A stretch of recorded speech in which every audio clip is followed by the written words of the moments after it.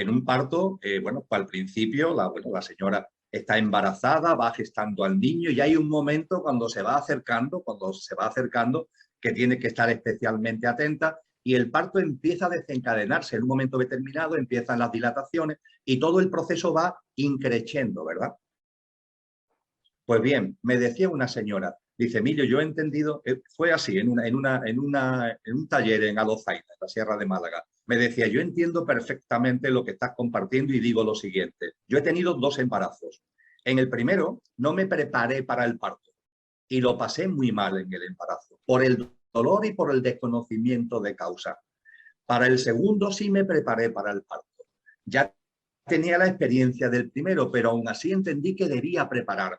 Y estuve durante varios meses preparándome y me dieron una serie de información y de enseñanzas y me dijeron, oye, si pasa esto no te asustes porque esto significa esto. Dice, el segundo parto, donde por cierto una de las cosas que ocurrió es lo que me habían dicho, la posibilidad de que el cordón umbilical al bebé se le enrollara por el cuello, ya me habían dicho que eso es posible y que no me pusieran nerviosa porque aunque parece muy estridente, actualmente eso se maneja maravillosamente. Dice, yo si no hubiera conocido eso, ese segundo parto hubiera sido terrorífico, Emilio, pero estaba preparada para el parto. Pues bien, los anuncios que nos hace Cristo Jesús no es para que tengamos miedo, sino para que estemos preparados. Claro. Y cuando estemos, como ya estamos en medio del parto, pues podamos contemplar con tranquilidad y con compasión, con mucha compasión por tanto dolor, pero podamos contemplar con tranquilidad todo lo que estamos compartiendo. Y creo que con esta antelación, con estos preámbulos, podemos entrar ya en las fases. Claro, pero tú, Emilio, ¿crees que cuando hablamos de un nuevo amanecer, un nuevo mundo, que Jesús lo dejó bastante claro, que van a ir por ahí los tiros, pero tú crees que esto va a ser simplemente que vamos a entrar en una quinta dimensión? ¿No lo descartas? El nombre, le podemos dar el nombre que consideremos oportuno, David. La verdad es que lo que vamos a entrar, creo que nos podemos entender mejor y viene muy bien para cuando hablemos después de la parusía, es sin duda ninguna en una frecuencia vibracional más elevada. Le podemos llamar como queramos, pero es una frecuencia vibracional más elevada. De hecho, la parusía, como veremos cuando tú lo veas oportuno, la parusía lo que va a suponer precisamente es una elevación de la frecuencia vibracional que va a provocar que aquellos seres humanos que estén ya por su camino, por su sendero espiritual, estén en sintonía con esa vibración más alta, vivan en esa nueva situación con naturalidad. En cambio, aquellos seres humanos que por su libre albedrío tengan una vibración más baja, simplemente no estarán. Simplemente es que no estarán. Pero no estarán, ¿qué quiere decir no estarán, Emilio? Pues vamos a ver. Claro. Hay una película, creo que son las 9 revelaciones. Donde al final de la película tiene varios protagonistas, pero bueno, en lo que ahora toca, en lo que ahora nos interesa, hay una chica que ha tenido un camino espiritual muy avanzado y que a un chico que conoce lo va como iniciando en el camino espiritual, le va enseñando muchas cosas y al final de la película, él y ella, debido precisamente a su conciencia, están siendo perseguidos por el ejército. Y en esa persecución por unos páramos selváticos, hay un momento que llegan a una zona despejada que temen pasar, porque claro, entonces lo van a ver, los soldados que lo están buscando lo van a ver. Pero en medio de esa zona despejada de pronto encuentran que hay una persona que les saluda como para que venga. Y es un sacerdote que había fallecido. Y allí estaba diciendo que viniera. Entonces ellos, claro, no dan crédito, se van acercando allí y cuando se acercan contemplan que hay otros humanos que están allí también. Entonces se acercan, los saludan, dicen, es que vienen los soldados detrás nuestra. Y dicen, no preocuparos por los soldados, porque habéis entrado en una frecuencia vibracional distinta. Y efectivamente los soldados pasan y los soldados no ven a esas personas que están en esa frecuencia vibracional, en ese escenario. Es muy ilustrativo. Pero fíjate, es tremendo lo que acabas de decir. O sea, esto realmente es un cambio de frecuencia vibracional que se puede decir que es una quinta dimensión, otra dimensión completamente diferente que está fuera del alcance de esta tercera en la que estamos ahora, ¿no? Pero además, fíjate que todo esto, muchos nos dicen, la élite ya lo sabe. La élite oscura sabe que va a perder. Entonces, claro, luego nos preguntamos, ¿por qué continúan con su agenda? Entonces, Pues muy sencillo, David, es muy sencillo. Vamos a ver, actualmente somos unos 8.000 millones de seres humanos, aproximadamente. Los seres humanos tenemos una esencia, vamos a llamarle almas, ¿vale? Para no entrar en demasiados vericuetos que nos entretengan del objeto fundamental. Almas encarnadas, 8.000 almas encarnadas. Lo que es la élite y lo que está detrás de la élite, lo que intentan es que el menor número posible de almas, de seres humanos, almas encarnadas, vivan en esa nueva frecuencia vibracional, vivan en esa nueva humanidad. Ellos intentan quedarse con la mayor parte posible de esa tarta, por decirlo de alguna manera. Y de hecho, fíjate que lo que estamos viviendo dentro de los tiempos convulsos en los que se desarrolla actualmente nuestra experiencia humana, la élite no está haciendo tanto ataques selectivos como actuaciones masivas.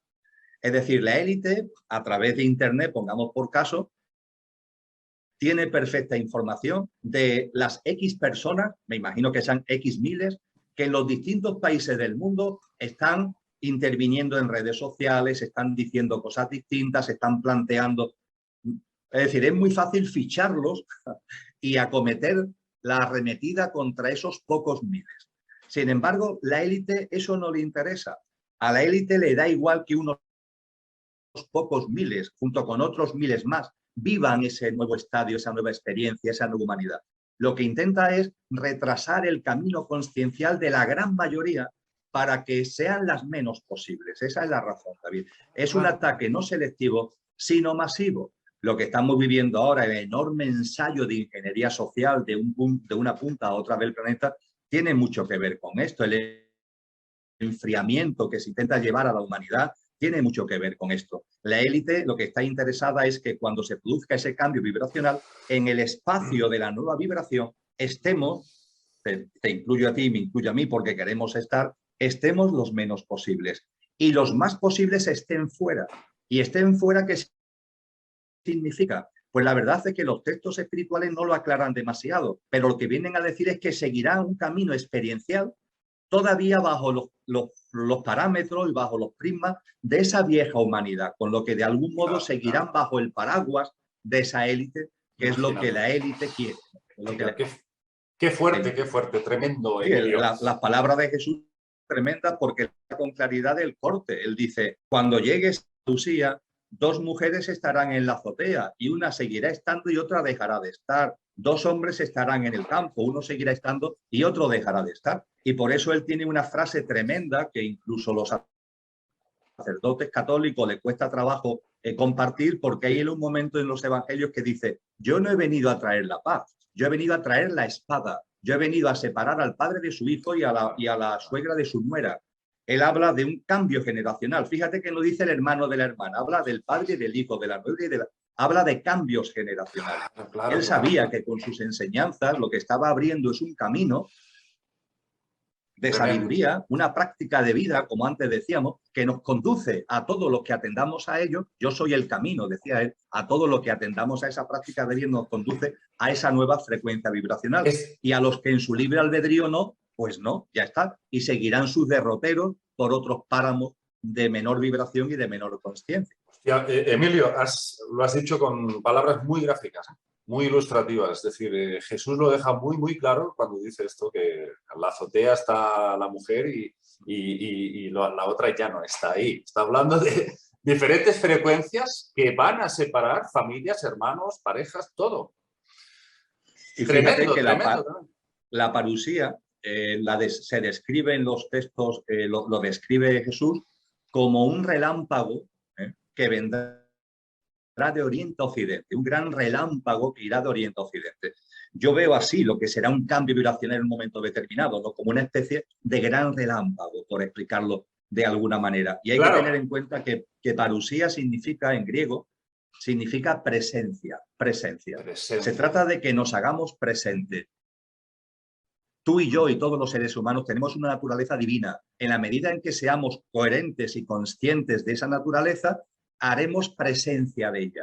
Y esa parusía es una especie de retroalimentación entre la presencia de cada uno de lo que realmente somos con la presencia crística en el consciente colectivo humano y la presencia crística en el cuerpo etérico y en el consciente planetario. Es una retroalimentación que produce esa especie de relámpago que produce a su vez esta especie de dualidad de cambio vibracional. Pues yo, desde luego que estoy súper contento de haber podido tener esta charla contigo estoy empezando a entenderlo mucho mejor. Porque, lógicamente, había ahí algunos puntos, algunos detalles que me hacían bailar un poco. Ahora entiendo el concepto y te agradezco muchísimo. Fíjate que quería compartir contigo una experiencia. Tú sabes que yo estuve, no sé si habrás visto vídeos de Rimbel, pero he comentado hace años atrás las experiencias de las prácticas de psicofonías. No sé si conoces esa faceta mía, que fue muy tremenda y se acabó, de momento se acabó ese contacto que teníamos tan fluido, ¿no? Pero fíjate que las entidades, cuando citábamos a Jesús, se volvían locas. Es decir, no había ni una que desmintiera o negara su existencia. Muy al contrario, hablaban muy positivamente como un maestro, vamos, tremendo. Y siempre me decían, llámalo y vendrá. Está aquí, está presente contigo. Yo me quedaba, pero de verdad, muy, muy fuerte, muy chocante. Pero es lo que siempre me decían. Y una de las últimas psicofonías que obtuvimos, Emilio, fue en una pequeña ermita. Junto con mi mujer pudimos escuchar la voz de una mujer en vivo, dentro de la iglesia, con la estatua de Jesús, Jesús crucificado, y se oyó, pero alto y claro, Jesucristo, en catalán. Jesucristo. Pero fíjate que fuimos al estudio y se había registrado la psicofonía. Y fue tremendo, para mí fue una auténtica revelación, porque estas entidades te lo dicen claramente. No solamente Jesús existió, sino que está en alma y está de alguna forma como guardián de la tierra. Y esta es la última pregunta que te quería hacer, Emilio. Se habla de la segunda venida de Jesús. ¿Cómo interpretarías tú esto? ¿Esto es una fantochada que se hace la gente? ¿Es una fantasía? ¿O crees que tiene visos a nivel cuántico, a nivel serio? ¿Tiene visos de realidad? Bien, soy contigo muy honesto, David. Yo no percibo que Jesús, lo crístico, vaya, y por tanto Cristo Jesús, vaya a encarnarse nuevamente. No lo percibo, no lo veo. Ni lo percibo, ni de los estudios que realizamos se deduce nada al respecto, porque de hecho en los textos cristianos no se habla de una segunda venida. Eso es una especie de apelativo que nos hemos inventado, coloquialmente hablando. Se habla de la parusía, no se habla de ninguna segunda venida.